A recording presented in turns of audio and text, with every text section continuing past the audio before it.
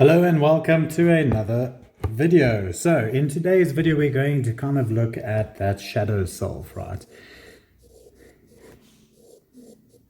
Okay, so in a few videos now, I've started to talk about or started to mention this shadow self, right? This part of ourselves that we kind of have in the dark, in the back of our mind, that we don't address. And most people don't, they go their entire lives never addressing their shadow selves. But essentially what I'm trying to say is over here, right? You have you, okay, wherever you are right now in life, and you have another you.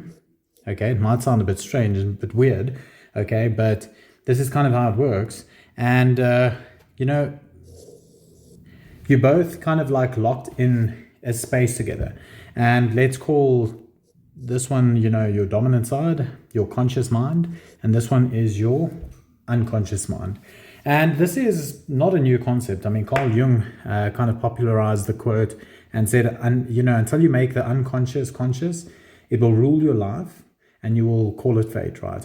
So this guy over here, unconscious, okay, and what he's busy doing is, or what this part of you is busy doing is, it's kind of, it seems like it self-sabotages you sometimes, right? In our previous video, we had a look at, this graph over here. And we kind of came to the conclusion that life, okay, is, it looks something like this. It consists of these ups and downs like a sine wave, right? And then you have these really high highs, and then over here, and then, some time goes on, it flips on you and you have these really low lows. And then it goes again, you have these really high highs, and then it flips on you again, and you have these really low lows. And, your life kind of oscillates between these points. And where you spend a lot of your time is over here, right? The mean, okay? The mean, or the average. Okay, so this is where you spend a lot of your time. So for example, we said if you'll save money to a certain point, and then you'll get comfortable and you'll spend money, and then you'll reach a certain point again, and then you'll be like, shit man, it's so painful over here, I don't want to breach this standard. And then you'll kind of start saving up again to the previous high, and then you'll start spending money again, right, and to your previous low. And the thing is, you kind of hit these ceilings, right?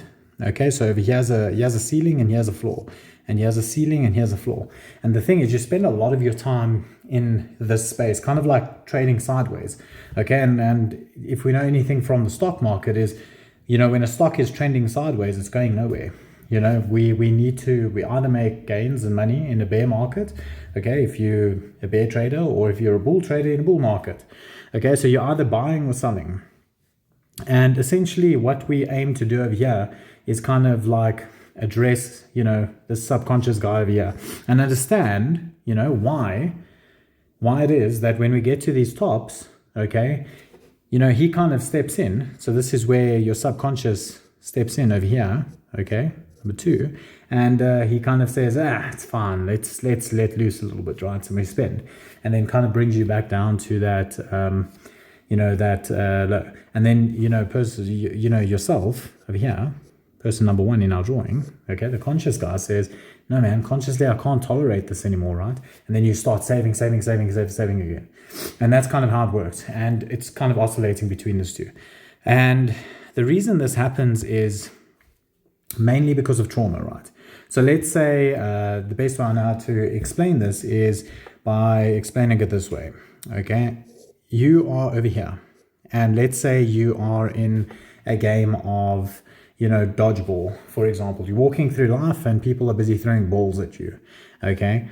And maybe you are young and you are, let's say, 7 years old, okay? 7 years old and you're just starting school, okay? Or you're 6 turning 7 and you're just starting school, and you're in the first grade. And you're having fun on the playground, and someone says something really hurtful to you, right? They, let's draw another figure over here. Let's give him a mean face, and he takes a ball, okay, and he throws this ball at you in your direction, and he says, hey, maybe they actually psychologically abuse you and call you stupid or make fun of you or make fun of your hair or whatever, right? Or what you're wearing, or maybe they physically abuse you, and they throw this ball at you. And what you do is you catch this ball, okay, and you hold it down, right? So now what happens is, you are, and you kind of catch this ball, and you're kind of like, okay, whatever, like this is really traumatic. Maybe you stop hanging out with them at break time. Maybe you find a new place to hang out. Maybe you start becoming a bit withdrawn and a bit introverted, and you kind of like bury it, right? And you're holding it down. So you're like, okay, fine, like this is, this is where it stays, and it can't hurt me anymore. And you progress, and maybe you're in high school now, and you're no longer 7, and maybe you are 13, going on 14, and the same thing happens. And someone comes and they throw a ball at you again, right? You kind of like left the old story, and you're like, okay, now it's time for a new chapter, and things are going to go good, and you start living your life, and you come out of your comfort zone a bit, and you make new friends, and maybe you do something silly, and your friends laugh at you. Or there's a bunch of people who are quote unquote, let's say, popular kids, and they pick on you. And what you're doing is maybe they insult your looks, or maybe you're a dude and you want to like ask out a chick, and friends make fun of you, or something along those lines. And they throw another ball at you, psychological ball, and now you catch the ball again, okay, but you put this ball between your legs, okay. So we're still busy catching balls over here, and maybe we can make these balls a different color. Let's make them red, right, to represent trauma. So now we've got one ball over here, one ball over here, and we have our balls getting thrown at us over here, right? So now some time goes on, some more time, and maybe you're in your 20s, right? Maybe you're 21 years old, and you go out, and you want to maybe spread your wings. Maybe you study, maybe you try and start a business, maybe something, maybe you want to pursue something else that's not related to either of those things. And what happens is, I've got some power saving on over here, but what happens is, again, these people throw that ball at you again, and you proceed to catch that ball. Okay, let's get our red pen out again. And someone throws a ball at you, and you proceed to catch this ball, and you kind of like hold it down, right? Now, what happens is, after you start a business, okay, or try to progress in life, you're going to go through life, and people are going to be throwing balls at you all the time. And this is going to happen to you time and time and time again. And unfortunately, there's nothing that you can do about it, right? It's just how the world works. And you kind of have to put yourself in a position where you can deal with this. So what is really happening is, now you're in a situation where, can you see, I can't catch any more balls. I've got nowhere to put them. And I go through life, and I start a business. Okay, maybe I'm, I don't know, let's say, maybe I'm 28, okay? And right now, I'm at the point where I feel like I can make progress in life, okay? And I'm trying to, get clients and so on and so forth, and boom, objection. And it's like someone's throwing balls at me, but this time I can't catch anything, right? And then something big happens, okay? But it's, it's not enough for me to kind of, drop the balls that I have at the moment. And the thing is, something big comes along and then kind of like hits you in the face, and all these other balls, you kind of like drop them on the ground, right? And when this happens, you reach what's called your midlife crisis. Okay, where all of these things kind of like come rushing at you at once. So that's kind of why that happens, right? And this is kind of like this little subconscious part of ourselves.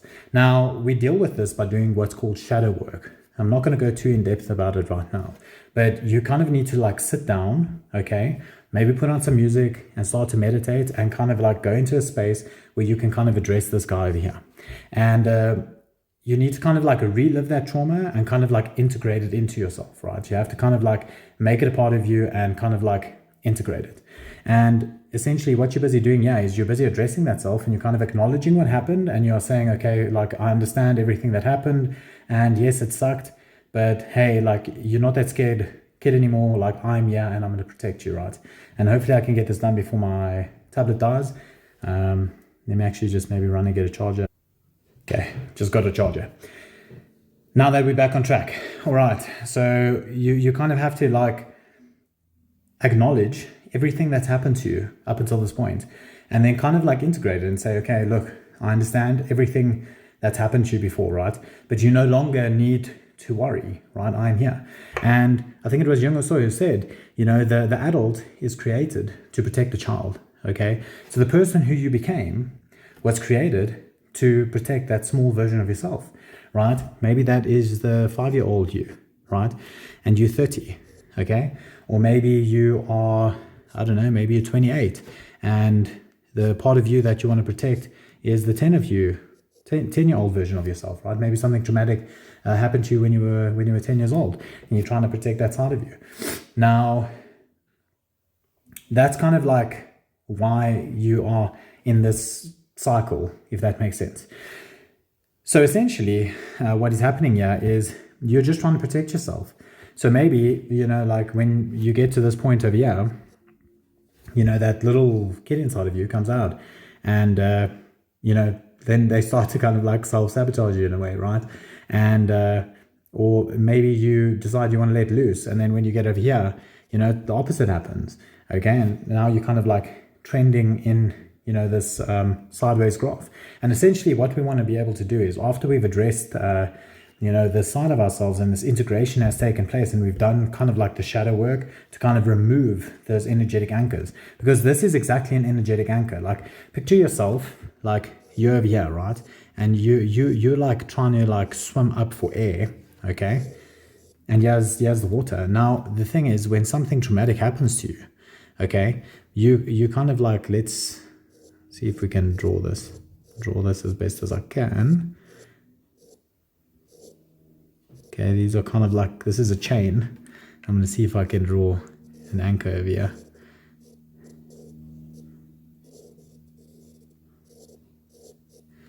Okay, cool. You get the point, right? There we go.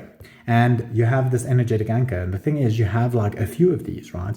You have like tons of these attached to you, okay? You kind of like, throughout the day, you collect these, okay? And you collect them throughout your life, the really big ones, like smaller ones, right? And what it does is it prevents you from reaching air. Every time you come up for air, you can't get there because you're kind of like weighed down. And the only way you can go up and breathe a breath of fresh air is when you start to eliminate these, right? And you start to kind of like address them, go back and kind of like heal the trauma, kind of like address it, okay, and heal through it. And that which you heal through, you grow through. Because emotion is pretty much just the side of you that, wants to be heard. That's it, right? It's a side of you that you've buried. And when you're able to do this, okay, what you're going to see happen is, where can we draw this? Okay, is essentially what we want to do is we want to kind of like turn this sideways sine graph, okay, into one that kind of like trends this way, right? Because if we had to draw some lines over here, we can see that we're kind of like on the way up, right? And by addressing, these things over here that's holding us back, we can raise the floor, and at the same time raise the ceiling. Okay, so over here, that was our ceiling, right? And maybe was our floor, okay, or even here, right? And now we kind of like acknowledge what's happening, okay, and we can kind of see what's happening. And we've done the shadow work and we're kind of addressing everything, right? And we no longer have that energetic anchor that's keeping us down here, right? And now we progress a little bit in life, right? So maybe we're saving till 10K and spending, now we're saving to like 50K. And we'll spend, maybe a bit less. Maybe we save like 50K and we'll spend to like, 45, for example. Have to have a bit of fun, right? We're raising our ceiling. But at the same time, like, we used to like spend all the way down to 1K. Now we are busy spending, and we saved to 10K, okay? Now we're on 50K, okay? Over here. And we're only spending down to, I don't know, like 45K, right? So you can see you've made progress, okay? In this instance, like 44,000, right? And the thing is, you don't need to make such a big jump, right? Obviously, you're going to want to do this incrementally. But the fact of the matter is, yeah, we want to kind of like, we want to kind of address the emotional side, right? When you spend too much time in the light, okay, eventually you have to address the shadow.